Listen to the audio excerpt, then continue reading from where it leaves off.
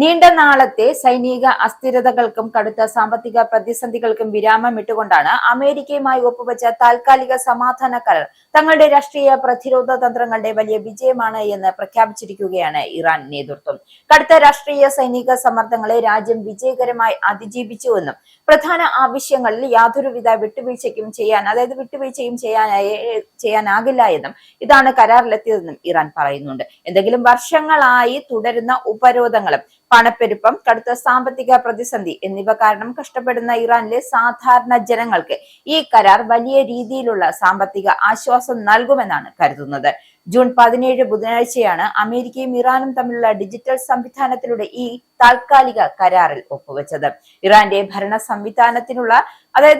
സംവിധാനത്തിൽ തന്നെ അമേരിക്കയുമായി യാതൊരുവിധ ചർച്ചയും പാടില്ല എന്ന് വാദിച്ചിരുന്ന യാഥാസ്ഥികരും ഈ പ്രതിസന്ധിയിലൂടെ ഇറാന്റെ ഭരണം തന്നെ തകരുമെന്ന് പ്രതീക്ഷിച്ച വിദേശത്തേക്കുള്ള പ്രതിപക്ഷ ഗ്രൂപ്പുകളും ഒരുപോലെ തന്നെ അമ്പരക്കുന്ന രീതിയിലാണ് ഇപ്പോൾ നയതന്ത്ര നീക്കങ്ങൾ നടന്നിരിക്കുന്നത്.